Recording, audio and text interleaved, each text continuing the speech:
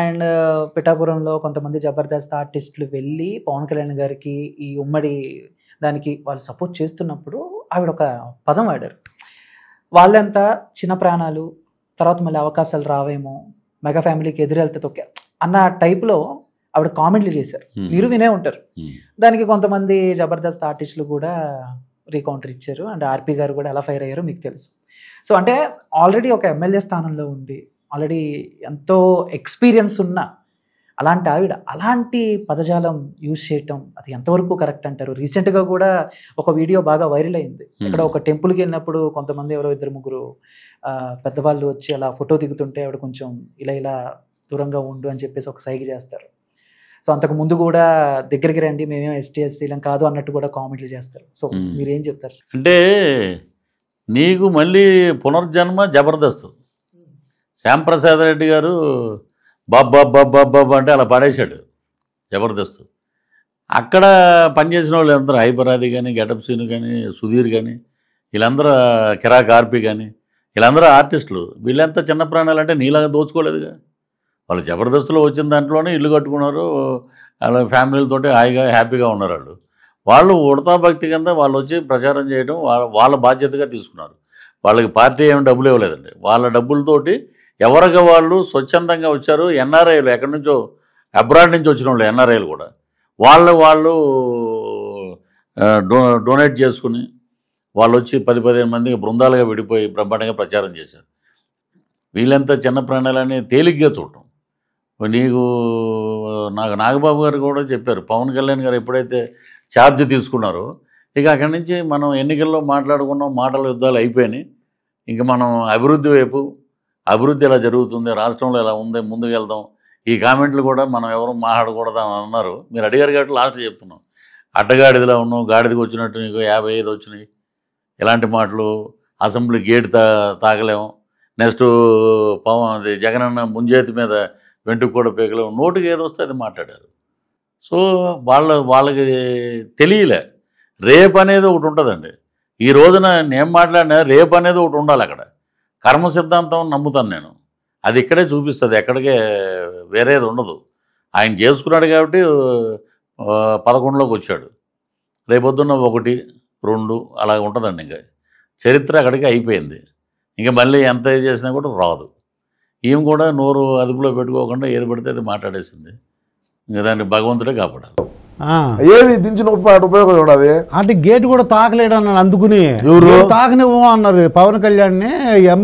ఈ అసెంబ్లీ ఉంది కదా, గేట్ తాకడానికి ఇయ్యలేదని అన్నారు. అనింది, రోజే అనింది.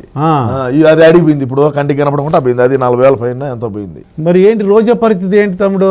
మాజీ పర్యాటక శాఖ మంత్రి కదా, పర్యటనలు చేసుకుంటా ఉంటది.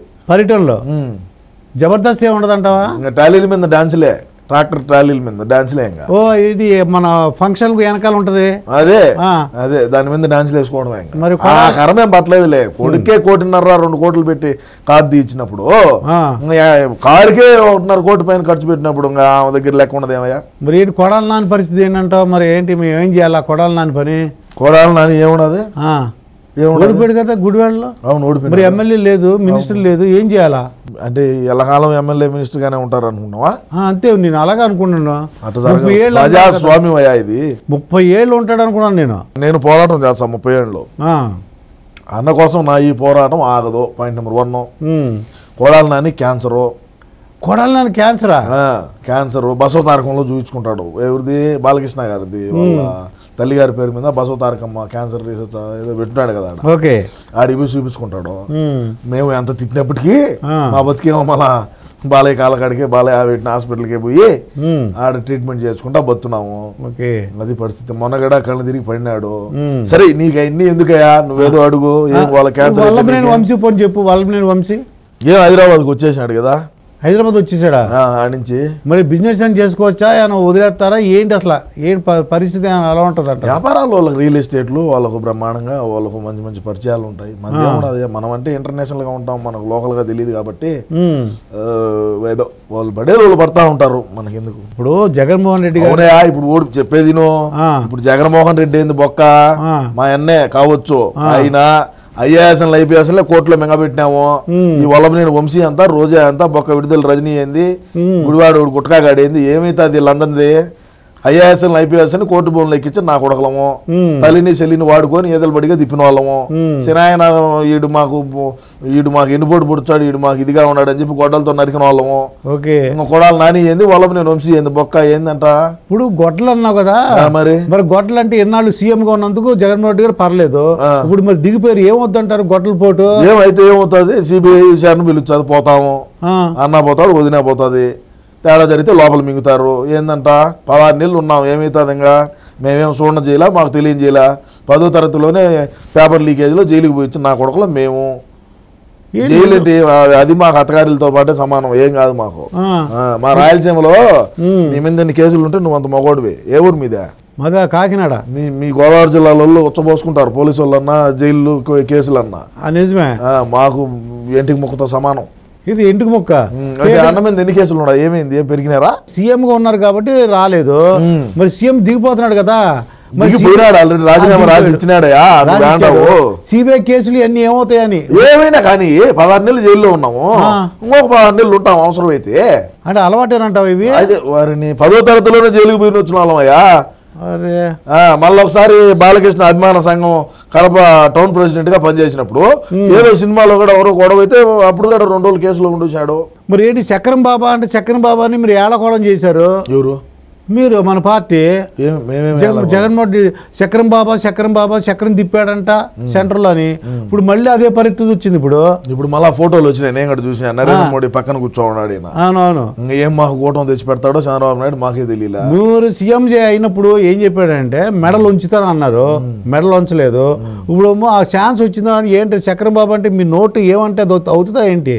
మా నోటుతో ఏమనేది కాదు, మా నోరు కన్నా కూడా ఇంకా పెద్ద నోరులు కొన్ని ఉన్నాయి. చక్రం బాబా అంటే నిజంగా ఏంటి చక్రం తిప్పినాడు, ఇప్పుడు తిప్పుతాడు. ఆడిపోయి స్క్రూ కన్నా టైట్ చేసే కొద్ది ఏడ టైట్ అవుతుంది. ఆల్రెడీ పోలీసు వాళ్ళను సచివాలయాలకు ఏదో పంపించినాడు, ఏందో డాక్యుమెంట్ లో ఏందో తారుమారు చేశారని చెప్పి. ఏం చేస్తాం చూద్దాం. ఏది ఏమైనా మా ఓడు పులి, భయపడ్డావు. మాకు కావాల్సినంత డబ్బు ఉన్నది. తండ్రి పదవిని అడ్డం పెట్టుకుని 16 లక్షల కోట్లు లూటీ చేసి 16 నెలలు జైల్లో ఉన్నాము. ఓకే, అర్థమైందా? అదే విధంగా చూస్తే షర్మిలాని ఏ విధంగా రోడ్ల బడిగా తిప్పినాము, పార్టీని ఏ విధంగా బలోపేతం చేసింది. ఒక అవకాశం తల్లి ఒక దిక్కు, చెల్లి ఒక దిక్కు, పెళ్ళాం ఒక దిక్కు తిరిగినారు, అవకాశం వచ్చింది.